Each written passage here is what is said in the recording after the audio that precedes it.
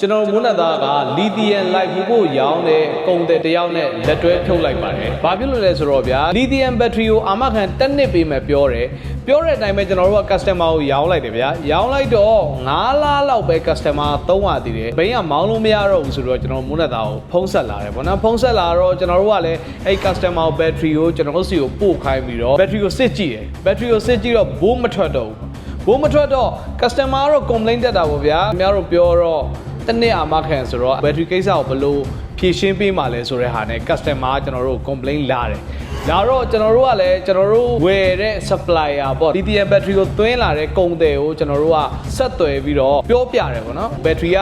9လပဲရှိသေးတယ်ဘယ်လိုလုပ်ပေးမလဲဆိုတော့ကုန်သည်ကလည်းကျွန်တော်တို့ပြောတယ်ဗျာ။အဲဒါဆိုရင်ရတယ်တဲ့ကိုတဲ့ battery ကိုသူ့စီကိုထည့်ပေးလိုက်ပါထည့်ပေးလိုက်ပါဆိုကျွန်တော်တို့ကထည့်ပေးလိုက်တာပေါ့နော်။သူ့စီကိုရောက်ပြီး2ပတ်လောက်ကြာသွားတယ်ပြန်လဲဖုံးဆက်မလာဘူးပေါ့နော်။ပြန်လဲဖုံးဆက်မလာတော့ကျွန်တော်တို့ဘက်ကဖုံးဆက်ပြီးတော့မေးတာပေါ့အခုအခြေအနေဘယ်လိုလဲဘက်ထရီက customer ကကြာနေပြီအခုတော့2ပတ်ရှိနေပြီဆိုတော့ကျွန်တော်တို့ဘက်ကလည်းအခုဘက်ထရီကိုစစ်ရမှာပေါ့နော်စစ်ရမှာဆိုပေမဲ့အဲ့ဘက်ထရီကဒီမှာစစ်လို့မရဘူးပေါ့နော်ဘက်ထရီကိုဖွင့်မရဘူးသူကတရုတ်ကိုပို့ရမှာတရုတ်ကိုပို့စစ်ပြီးတော့မှအခြေအနေပြန်ပြောပေးလို့ရမယ်အဲ့ချိန်ကျတော့မှဘယ်လိုလုပ်ပေးရမလဲဆိုတော့ဘက်ထရီရဲ့အခြေအနေပေါ်မူတည်ပြီးတော့ပြန်ပြောပေးမယ်ဆိုပြီးပြောတယ်ဗျာကျွန်တော်ကမေးတာပေါ့ဆိုဘယ်လောက်ကြာမှလဲဆိုတော့ဘယ်လောက်ကြာမှလဲဆိုတော့ကြာမဲ့အချိန်ကိုလည်းအတိအကျမပြောနိုင်ဘူးရှောက်ပြောတာပေါ့လန်ခီကြောင်းဘာညောက်ညာကြောင်းပေါ့ပြီးတော့ဘာပြောလဲဆိုတော့ကျွန်တော်တို့အဲ့ဒီဘက်ထရီကိုကျွန်တော်ကတဲ့တရုတ်ကိုပို့ပြီးတော့စစ်ရမှာဆိုတော့တဲ့ခရီးစိတ်ကတော့ခံပေးရမယ်ပေါ့နော်ခီးစိတ်ဘယ်လောက်ခံပေးရမလဲဆိုတာလဲကျွန်တော်တို့မပြောတော့ကျွန်တော်ကဟုတ်ပြီရတယ်ကိုရဆိုရင်မြန်ပို့လိုက်ဘယ်လောက်ကြာလဲဆိုတာကျွန်တော်ပြောခီးစိတ်ကျွန်တော်ကတော့ခီးစိတ်ပုံမှန်လေးနည်းနည်းလေးပဲထင်တာပေါ့ဗျာ customer ကလည်းသိတဲ့အတိုင်းပဲ2ပတ်ကျော်ကြာနေပြီဆိုကျွန်တော်တို့မေးတယ်မေးတော့ကျွန်တော်ကအဲ့ဒီကုန်တယ်ကိုကျွန်တော်ပြောတယ်သူက2ပတ်ကျော်ကြာတဲ့ဒီဖုံးဆက်မလာတဲ့အချိန်ကျတော့အခုဘယ်လိုလုပ်မလဲဟိုဖြစ်ကျွန်တော်တဲ့အဲ့ဒါအဆင်ပြေလားပေါ့နော်အဲ့ဒါအဆင်ပြေရဆိုရင်transport ရတယ် transportation charges ကျွန်တော်ပေးမယ်ဗျာဟိုဖြစ်ကိုပို့ပေးလိုက်ဆိုတော့တစ်လကျော်လောက်ကြာသွားတဲ့အချိန်ဖုံးဆက်မလာတော့ကျွန်တော်တို့ဘက်ကနေပြန်ဆက်ရတာပေါ့အခုအချိန်နေဘယ်လိုလဲဆိုတော့အဲ့ဒါတရုတ်မှာရောက်သွားပြီပေါ့နော်တရုတ်မှာရောက်သွားပြီးတော့အခုအဲ့ဘက်ထရီကိုသူတို့စစ်ပြီးသွားပြီဒါပေမဲ့ဘက်ထရီကိုစစ်လိုက်တော့ BMS ပြတ်တာမဟုတ်ဘူးတဲ့ cell ပြတ်တာပေါ့နော်ဘယ်ဒီ cell ပြတ်တာဖြစ်တဲ့အတွက်ကြောင့်မလို့သူတို့ပြောတာကအာမခံကတော့ပြီးမယ်ဘာမှ cell တွေဘာတွေပတ်စံပေးစရာမလိုဟုတ်ပြီရတယ်အဲ့ဆိုရင် transportation charges ကဘယ်လောက်ပေးရမလဲဆိုတော့ transportation charges က2သိန်းခွဲလောက်ပေးရမယ်အဲ့ဒါဟိုတဲ့ customer ကိုတစ်ချက်တော့ပြောပေးပါဘောနော် customer ကိုပြောပေးလို့အဲ့ဒါအဆင်ပြေရဆိုရင်သူအဲ့ဒါလေးအမြန်ပို့ပေးမယ်ဆိုတော့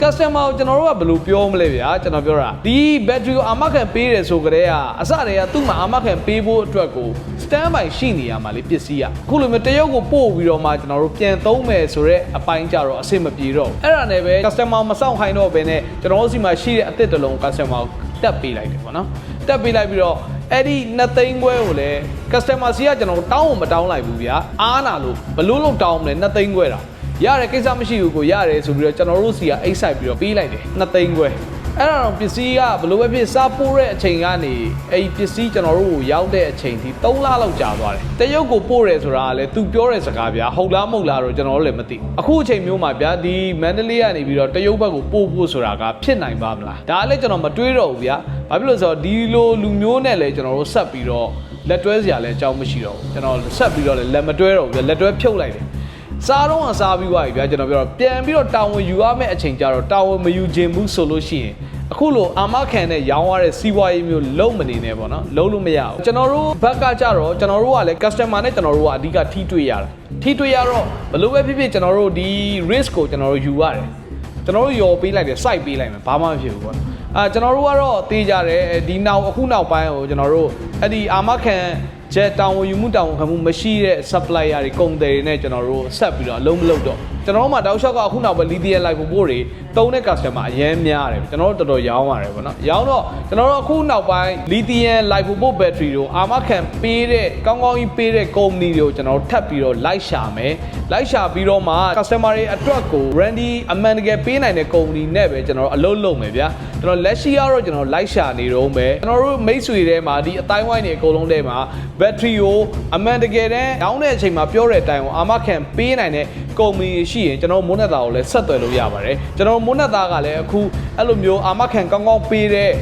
battery company တွေကိုထပ်ပြီးတော့ကျွန်တော်တို့ like ရှာနေပါတယ်ကျွန်တော်တို့ like join နေပါတယ်ဗျကျွန်တော်တွေ့ရဆိုရင်ထပ်ပြီးတော့ပြောပေးမယ်ပြီးတော့အဲ့ battery company တွေနဲ့လည်းကျွန်တော်တို့တေချာစကားပြောပြီးတော့မှ customer ကိုကျွန်တော်တို့ကဆက်ပြီးတော့ရောက်မှာဖြစ်ပါတယ်ပစ္စည်းကောင်းတာမကောင်းတာကိစ္စမရှိသေးဘူးဗျကျွန်တော်တို့လက်ခံလို့ရတယ်အခါတလေပစ္စည်းမကောင်းတာပါတာကိစ္စဖြစ်ဒါပေမဲ့အဲ့ပစ္စည်းရောင်းတဲ့နောက်ွယ်မှာတာဝန်ယူမှုတာဝန်ခံမှုနဲ့အာမခံကိစ္စတွေကပါလာတယ်အဲ့ဒါတွေကိုတေချာပေးနိုင်မှာကျွန်တော်တို့ဆက်ပြီးတော့အလုပ်လုပ်ချင်တယ်ဗျာဒီတိုင်းဗဇက်နဲ့ပြီးပြီးတော့ကျွန်တော်တို့ကတာဝန်ယူမှုတာဝန်ခံမှုရှိတယ်ကျွန်တော်တို့အာမခံပေးတယ်ဆိုတော့ဗဇက်အာမခံတွေဗဇက်တာဝန်ယူမှုတာဝန်ခံမှုတွေနဲ့ကျွန်တော်အလုပ်မလုပ်ချင်တော့ဘူးပေါ့နော်အဲ့ဒါလေးကျွန်တော်ပြောတာဖြစ်ပါတယ်ခင်ဗျာအားလုံးကိုကျေးဇူးများကြီးတင်ရှိပါတယ်ခင်ဗျာ